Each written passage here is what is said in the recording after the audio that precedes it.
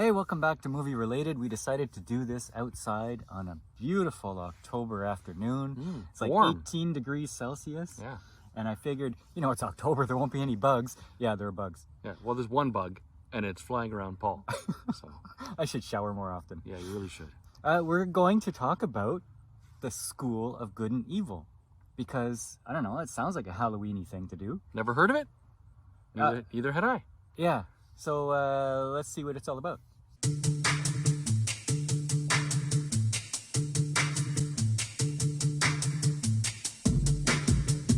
Nice movie.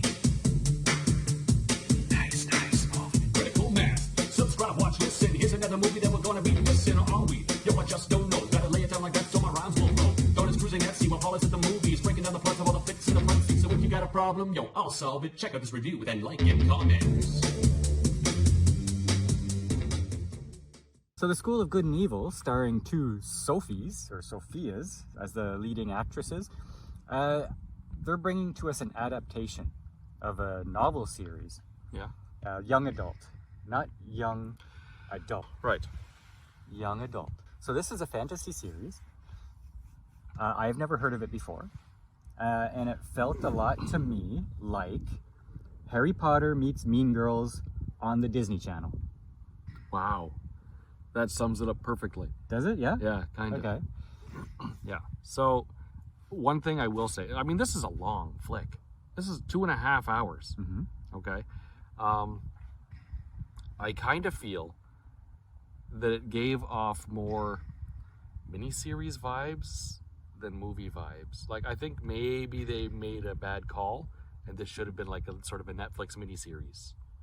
I think I agree. Like, if not a miniseries, like a 6 or 8 episode season of something. Yeah. Because while it may have held true to a certain portion of the novels, it felt like they crammed enough in So there much. for 2.5 hours, but everything was so superficial or shallow. Yeah. That- No depth. No depth whatsoever. And you're thinking, you know what, that element of the show could have been really intriguing had they gone into it a little more, explored it. Yeah. But they didn't. Yeah. Like the concept, I mean, it's not going to be as big as Harry Potter, but they could have made a better attempt at it by breaking it down and giving us more character development, giving us more giving us more backstory, because if you've not read the books, you don't know what you're watching. Mm-hmm. Right. Now, it's fine. You can follow along the story quite easily. It's one pretty blonde girl who dreams of being in a fairy tale land, but Princess. she's stuck in her little world where her family is kind of infuriating. And you have this other girl who turns out to be her friend, and she's kind of witchy. The townspeople think that her family are witches, and she doesn't see the sunny side of things. She's kind of like grumpy just because she's infuriated with the world around her too. But when they get a chance, or when So they're swept away. Princess into Girl this makes a wish. fantasy world. Yeah. Because she hears about the School of Good and Evil, and she makes a wish to go there because she wants to escape. Mhm. And her friend gets pulled along with her, and she doesn't want to be. Right. Now, However, there is a twist. One is dropped off in the school that she didn't want to be in, and the other one is dropped off in a place where she just wanted to stay home anyway. Yeah. And then hijinks ensue. right. So Princess Girl is dropped off at evil school. Witch Girl is dropped off at good school. Yeah. And they're both like, no, we're in the wrong place. You guys made a mistake. And they're like, no, we don't make mistakes. We don't make mistakes. But if you think we made a mistake, then there's a process, and you have to follow this process, and you have to find, true love's first kiss, as it always is, right? So, And you have the background characters, the students of each school, and the teachers, and you kind of get a sense of them, but you don't explore them. Like, there's this one background character named Hort. I thought he could have been some good comic relief had we known him, gotten any kind of personality out of him other than just these little bit. yeah, he was, if I remember correctly, Captain Hook's son. Yeah. Yeah, and so he's like, oh, my dad is Captain Hook. He's got a nice boat. Yeah, and all the students there have really famous parents from the fairy tales, like Right. King Arthur. And, So and such. all of the fairy tale people that you've grown up with and heard about, these are real people, and these stories are based on these real people. Yeah. Unfortunately, that's like the superficial part of it. The shallow part of it kind of takes away from my enjoyment of it.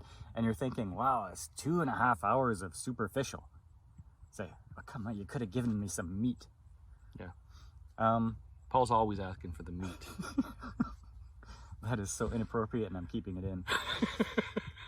I bet you are. Now, we saw this pop up on Netflix, and I said, oh, look at that. You got Laurence Fishburne, Kate Blanchett, Charlize Theron, Yeah.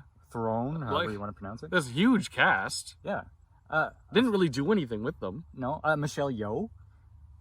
That was her? For like 2 seconds. Yeah, although she had like about 10 seconds of glory in the film, which I liked, but yeah, everything seemed so underdone.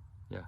But we're two middle-aged guys, right? So is the target audience going to like this?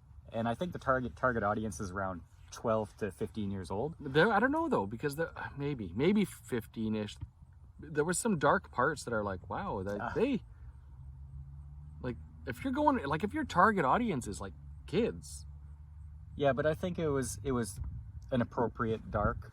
Like blood magic and stuff. That part was fine. There's this one part where this skeleton, scarecrow thing crawls along the ground. It's kind of freaky. Yeah. My wife said, "Yeah, this is a little bit scary." So, come on. This is age appropriate for 12 to 15. I guess. Yeah. I don't know. I think they'll get a kick out of it. I don't know. The effects were suitable for Family Channel. Yeah. But, like, is this something that, they set it up for like a sequel. Is this something you can actually see a sequel for? Well, I guess it depends on how much money they spent on this and how much money they think they're going to get out of it.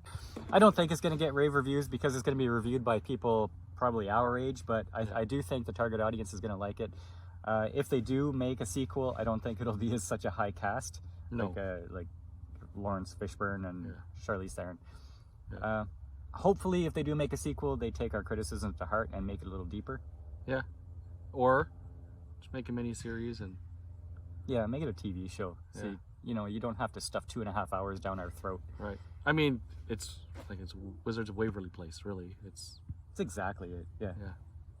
All right. So the School of Good and Evil. Happy Halloween, everyone, and we'll see you next time on the channel.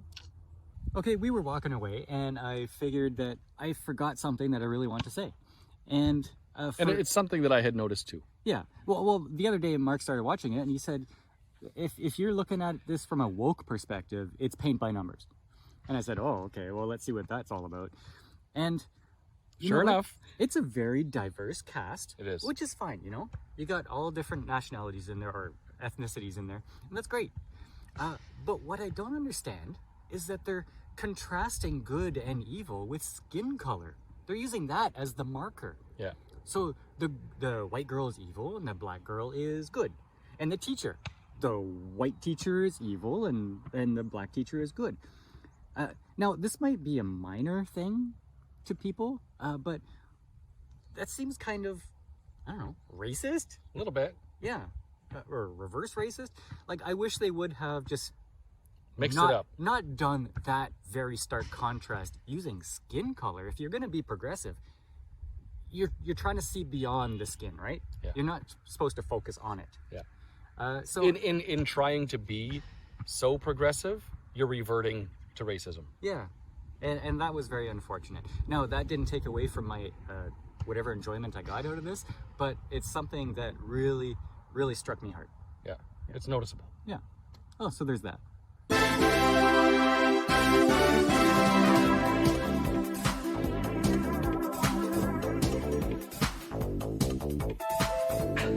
It's close to midnight, and we're reviewing movies in the car.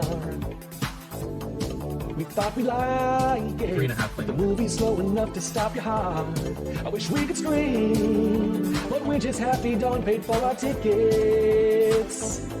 So this movie's free, but it's hard to keep the boredom from our eyes. It was advertised as a thriller night, another couple hours just got sucked out of my life. Another thriller, yeah, that's right. We fight to stay awake inside this thriller. Hey!